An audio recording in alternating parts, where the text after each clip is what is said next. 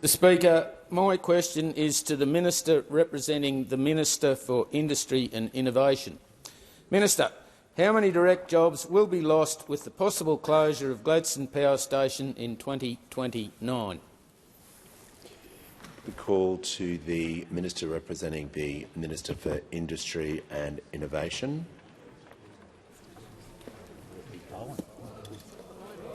Well, I'm happy to. Well, I'm happy to start. Order. Members on my left. Order. Members on my left will just cease interjecting so the Minister can begin his answer. Thank you, Mr Speaker, and I'll start the question, but as was directed to a question about energy, I think it's more appropriately answered by the Minister for Energy. But we've been very clear that the energy sector is going through a transition as ageing coal-fired power stations close down. Unlike those opposite, we've got plans in place to drive investment into the sector.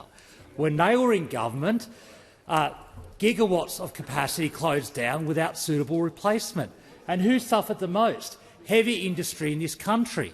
That uncertainty drove power prices, as they had 23 different energy prices that placed Australian manufacturing under huge pressure. We're combating that right now with our Future Made in Australia agenda, which is driving investment into manufacturing because we're focused on it. Unlike those opposite who cheered manufacturing going offshore, including the automotive industry, we're focused on cheap energy to drive manufacturing. Will pause.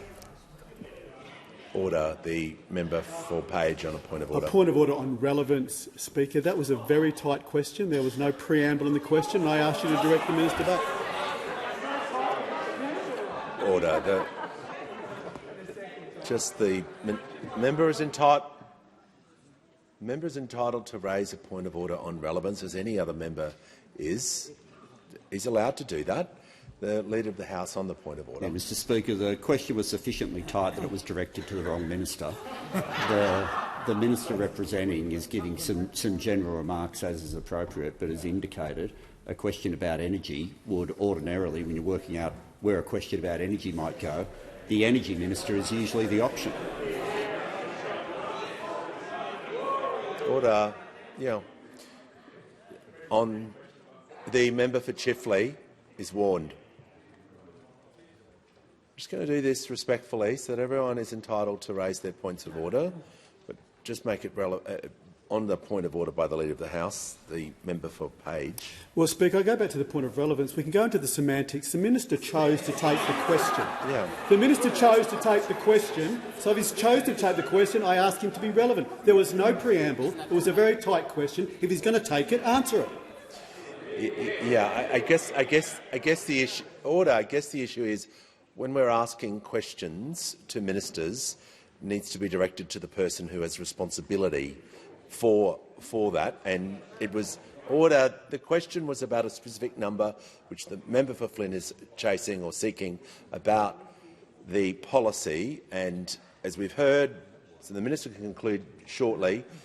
So if the other minister wishes to address the actual figure, which I think the member for Flynn is after, we'll do it that way. But it's going to assist the House if questions can be directed to the minister responsible, and then no one will be in this position, including me.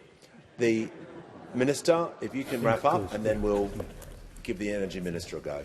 Thanks, Speaker. I'll conclude by saying we're providing more certainty to workers than those on the opposite ever did. And I'll invite Minister Bowen. All right. Now the member for Durack. We'll hear from the Minister for Energy and Climate Change. Well, thanks very much, Mr Speaker. I thank the honourable member for his question, and I'm glad he hasn't been sharing his views about man-made climate change with the House for a change, Mr Speaker. But in answer to the honourable member's question, there are about 200 direct employees at the Gladstone Power Station. There are others employed on contracting basis and indirectly, and obviously that's a significant number for the people of Gladstone. But also this is a decision taken by the owners of the Gladstone Power Station that they have announced, and that is in keeping with the normal protocols. Now, I would make this point, Mr Speaker. Those opposite are strongly supporting having coal-fired power stations open for longer and sweating the assets to see them last longer. Now, what that is, Mr Speaker, is the biggest threat to reliability in our energy system today. You know why? Because just today we have 2 units at the Callide Power Station, which the honourable member would know well, out and not operating. And we have a total unplanned outages across our national energy system of 3.4 gigawatts of coal-fired power. Not planned, not maintenance, coal-fired power stations that were working and then all of a sudden break down. That is the biggest threat to the reliability of our energy system, and that in turn is a threat to energy prices, because that sees prices spike, and that is in turn the biggest threat to industrial jobs in Australia, those opposite who don't understand the opportunities of our energy system and the need to modernise it now, not in decades' time when nuclear might become available.